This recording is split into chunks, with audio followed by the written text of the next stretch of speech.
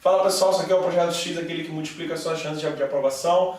A gente está aqui em mais uma série do X do Enem, agora algumas questões de fisiologia. A gente vai pensar algumas questões interessantes. Ele vai falar o seguinte, ó. O paciente deu entrada em um pronto-socorro apresentando os seguintes sintomas: cansaço, dificuldade em respirar, sangramento nasal. O médico solicitou um hemograma ao paciente para definir o diagnóstico. Os resultados estão dispostos na próxima tabela. Então o cara fez o exame, a tabela vai me dar o resultado. Pessoal, essa questão é clássica. Quando você faz um hemograma, você vê lá os valores de referência, os valores normais. Então tá aqui, ó, o número normal para esses parâmetros que ele está estudando. Glóbulos vermelhos, glóbulos brancos e plaquetas. Percebe aqui, ó, ele te dá um número normal e dá quanto foi medido no paciente. Então, por exemplo, glóbulos vermelhos. O normal é você ter em torno de 4,8 milhões por metro cúbico de sangue dessas células. Esse paciente tem quanto? 4 milhões. Gente, está alto, está baixo, como é que está? Está abaixo do normal, você concorda? Olha para os glóbulos brancos. Tem que ter entre 5 mil e 10 mil por milímetro cúbico. Esse paciente tem quanto? 9 mil. E aí, como é que está? Está normal, beleza? Pessoal, plaquetas entre 250 mil e 400 mil milímetros cúbicos. Paciente. E aí? Normal, tá baixo, concorda? E aí você vai ter que lembrar qual é a função de cada uma dessas células para poder responder a pergunta que ele vai te fazer. Vamos ver qual é a pergunta. Ele vai dizer o seguinte: relacionando os sintomas apresentados pelo paciente com os resultados do seu hemograma, a gente constata o quê? Então ele vai te dar uma série de informações. Vamos voltar aqui na tabela. A gente vai ver o seguinte. Pessoal, qual é a função dos seus glóbulos vermelhos? Também são as chamadas hemácias, os chamados eritrócitos. Lembra? A função dessas células é o transporte de gases, oxigênio e gás carbônico. Você concorda comigo que se esse paciente está com baixo número de glóbulos vermelhos, de hemácias, como é que está o transporte de oxigênio, de gases pelo sangue desse indivíduo? Tá bom? Não, né? Ele está com baixo número de hemácias, ele pode estar com esse transporte prejudicado. Não é à toa que um dos sintomas dele, vamos voltar? Um dos sintomas dele era o quê? Um dos sintomas era a falta de ar, né? Ele estava cansaço, ele estava com cansaço, né? Ele estava com dificuldade de respirar. Olha a tabela outra vez. Glóbulos brancos está normal, a gente não mexe. Vamos ver as plaquetas. Pessoal, qual é a função das plaquetas? Coagulação sanguínea. Então, aquele processo para estancar sangramentos. Se esse cara está com baixo número de plaquetas, ou seja, ele está com dificuldade de coagular o sangue, não é à toa que ele está com aqueles sangramentos nasais. Beleza? E vamos ver a tabela outra vez? Glóbulos brancos, qual é a função? Lembra? São algumas células de defesa, né? São os chamados leucócitos. Você vai falar lá de neutrófilos, enfim, eosinófilos, basófilos, são células de defesa. Então vamos ver as opções que ele dá pra gente lá. Ele vai dizer o seguinte: os sintomas, de acordo com aquele hemograma, a gente vai constatar o quê? Que o sangramento nasal é devido a baixa quantidade de plaquetas? Pode ser, porque a plaqueta é relacionada ao quê? À coagulação sanguínea. Que são responsáveis pela coagulação sanguínea? Gente, essa letra A é bem interessante, provavelmente é a resposta. Vamos ver as outras. Letra B. O cansaço ocorreu em função da quantidade de glóbulos brancos. Não, né, pessoal? Em função da quantidade de glóbulos vermelhos, que são as hemácias, responsáveis pelo transporte de gases, que leva esse cara a ter aquela sensação de cansaço. Então a letra B é errada. Letra C. A dificuldade respiratória decorreu da baixa quantidade de glóbulos vermelhos. Pô, maneiro. Que são responsáveis pela defesa imunológica? Não. A gente viu que é responsável pela defesa são quem? São os glóbulos brancos. Show de bola. Então a letra C é errada. D, pessoal, o sangramento nasal é decorrente da baixa quantidade de glóbulos brancos. Não, né? Sangramento pode estar com problema na coagulação sanguínea ou baixo número de plaquetas, não de glóbulos brancos. Letra D, errada. Letra E, a dificuldade respiratória ocorreu pela quantidade de plaquetas, que são responsáveis pelo transporte de oxigênio. Não, né, gente? Transporte de oxigênio, glóbulos vermelhos. Resposta, então, letra A. Pessoal, fica sempre atento. Tabela, valores normais, o valor do paciente, relacionar a função daquelas células com o sintoma que ele está sentindo. Beleza? Vamos lá, pessoal. Agora uma questão de sistema imunológico. E aí a gente vai ter que trabalhar com o conceito de vacina. E aí vamos tentar entender aqui o que ele vai te perguntar. Ele vai falar o seguinte, ó. Os sintomas mais sérios da gripe A, causada pelo vírus H1N1, foram apresentados por pessoas mais idosas e por gestantes. O motivo aparente é a menor imunidade desses grupos contra o vírus.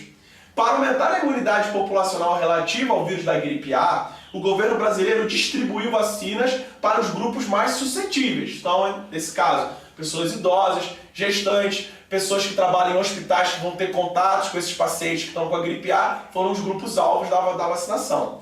A vacina contra o H1N1, assim como qualquer outra vacina contra agentes causadores de doenças infecto-contagiosas, aumenta a imunidade das pessoas. Por quê? Então, pessoal, ele quer saber, na verdade, qual é o mecanismo de funcionamento da vacina. Por que a vacina aumenta a imunidade? Primeiro você vai ter que lembrar o seguinte, vamos voltar aqui no texto, você vai ter que lembrar que a vacina é um tipo de imunização chamada de imunização ativa. Por que ela é imunização ativa? Porque você vai gerar sua própria resposta de defesa. A vacina faz com que você consiga produzir a própria defesa contra aquilo que ela está querendo te proteger. Beleza ou não?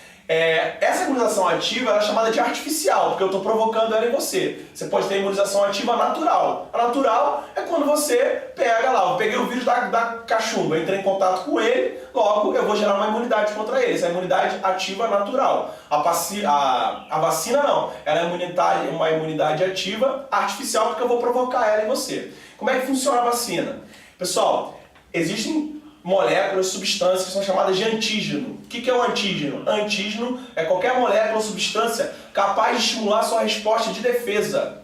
Então, eu procuro no vírus, numa bactéria, num verme, o que eu quero gerar a proteção, eu procuro antígenos para colocar nessa vacina, e aí aplicando esse antígeno em você, o seu corpo vai ser capaz de reconhecer esse antígeno e gerar uma defesa contra ele. Beleza? É como se fosse, pessoal, um retrato falado. A vacina ela leva um retrato falado. Ó, é esse cara aqui que você tem que combater caso você entre em contato com ele. Então eu fui vacinado contra o tétano. Caso eu entre em contato com a bactéria do tétano, eu já conheço, eu já gerei resposta de defesa contra ela. Então eu já sei como combater. Eu já sei que tipo de anticorpos produzir contra aquela bactéria, anticorpos potentes. E aí, essa resposta vai ser muito mais efetiva, essa resposta vai ser muito mais potente, essa resposta vai ser muito mais rápida. Beleza? Então, essa é a função da vacina. Algumas vacinas geram proteção muito duradoura, outras vacinas uma resposta menos duradoura. Mas, em geral, as vacinas geram uma resposta que dura a longo prazo, um processo que a gente chama de memória imunológica, e aí essa vacina é capaz de gerar proteção. E por que ela é capaz de gerar proteção? A gente acabou de falar, ela é capaz de fazer com que você produza uma resposta de defesa. Mas como assim produzir uma resposta de defesa? Você sabe que existem no seu sangue, no nosso sistema imunológico, células de defesa, beleza? São os leucócitos. E existe um tipo de leucócitos, são chamados de linfócitos, principalmente os caras chamados de linfócitos B, são células produtoras de uma proteína muito especial chamada de anticorpos. Esses anticorpos são extremamente protetores. Então, uma das principais alvos da vacina é fazer com que essas células sejam estimuladas, com que essa sua resposta seja ativada e com isso você gere anticorpos contra o vírus ou contra aquele patógeno que você está querendo combater. Então vamos ver, pessoal, qual é a resposta? Ele vai dizer o seguinte, a vacina possui anticorpos contra o agente causador da doença? Não, a vacina não possui anticorpos, ela possui antígenos. Esses antígenos são injetados em você, fazendo com que você mesmo produza anticorpos. Pessoal, a letra A é quem? É a tal da sorologia, é o soro. O soro, sim, você recebe anticorpos prontos. A defesa não é sua, você vai receber esses anticorpos prontos já. Beleza ou não? Então a letra A não é a resposta. Ela possui proteínas que eliminam o agente causador? Não. Ela possui... Esses antígenos podem até ser proteínas, mas não são essas proteínas que vão eliminar. Esses antígenos vão fazer com que você produza uma resposta e aí ataque o problema. Estimula a produção de glóbulos vermelhos? Não, o glóbulo vermelho não tem a função de defesa. Qual é a função dele que a gente viu? Função de transporte de gases. Pessoal, a vacina possui linfócitos B e T que neutralizam o agente causador? Pessoal, o linfócito B e T até neutraliza, mas eles não estão na vacina. Eles estão dentro de você. A vacina quer fazer exatamente com que você produza essas células respondam contra aquele antígeno. Então a vacina ela vai fazer exatamente o quê? com que esses linfócitos respondam àquele agente causador daquele problema. E a letra E, a vacina estimula a produção de anticorpos, com certeza, contra o agente causador daquele problema. Então, pessoal, tem sempre em mente, a vacina quer fazer com que você produza esses anticorpos para que você combata aquele problema. Só para você pensar, por que eu tenho alguns problemas para poder gerar vacinas contra alguns casos? Por exemplo, vacina da gripe. Geralmente ela é anual. Pessoal, os vírus, os patógenos, eles sofrem mutações. Eles variam os seus antígenos. Ele tem a capacidade de fazer mutações nos seus antígenos. Então pensa, eu apliquei uma vacina da gripe em 2012. Beleza? Com antígenos do vírus em 2012. Se esse vírus em 2013 modificou seus antígenos, aquela vacina de 2012 não serve mais. Você tem que fazer o quê? Você tem que tomar uma nova vacina com esses novos antígenos para conseguir fazer o quê? Gerar uma resposta. O seu sistema de defesa, ele tem uma parte que é muito específica. Você precisa mostrar para ele aquilo que você tem que combater. Se os patógenos, os vírus, por exemplo, modificam esses antígenos, o seu sistema de defesa ele é enganado. Beleza? Então isso é como se fosse uma forma de defesa para esses patógenos, né? Eles ficam modificando seus antígenos ao longo do tempo, essas modificações ocorrem por mutações, por exemplo, e isso aí engana o seu sistema imune e por isso a gripe está sempre presente, é muito difícil criar uma vacina, por exemplo. Beleza? Pessoal, uma questão aqui agora sobre sistema digestório. Então ele vai dizer o seguinte, para explicar a absorção de nutrientes, bem como a função das microvilosidades das membranas das células, que revestem as paredes internas do intestino delgado, o estudante realizou o seguinte experimento. Ele colocou 200 ml de água em 2 recipientes. No primeiro recipiente, mergulhou por 5 segundos um pedaço de papel liso, como a figura 1 que a gente vai ver. Vamos ver a figura 1 rapidinho.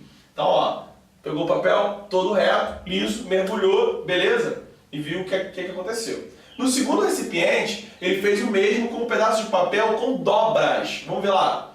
Papel, tá vendo? Todo dobrado. Vamos ver. Papel com dobras, simulando as microvelocidades, conforme a figura 2 que a gente viu. Os dados obtidos foram: a quantidade de água absorvida pelo papel liso foi de 8 ml, enquanto pelo papel dobrado foi de 12 ml. Ele vai te perguntar o seguinte, a figura, e aí vamos ver o seguinte, ele vai falar o seguinte, ó, com base nos dados obtidos, infere-se que a função das microvelocidades intestinais com relação à absorção de nutrientes pelas células das paredes internas do intestino é a de... Vamos voltar aqui à figura? Pessoal, você vai ter que lembrar daquela aula de sistema digestório. Primeira coisa, ele já falou, onde você encontra essas microvelocidades?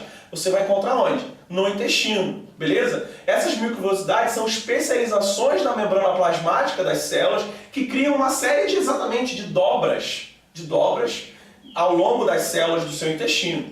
E aí vamos pensar, quando ele mergulhou esse papel liso, ele absorveu 8 ml de água. Enquanto que esse papel dobrado absorveu 12 ml. Pessoal, por que esse papel dobrado absorveu mais água do que o papel liso? Só você pensar. Pessoal, esse papel liso aqui, tá vendo que ele tem esse papel liso e o papel dobrado, tá vendo que eles têm as mesmas dimensões?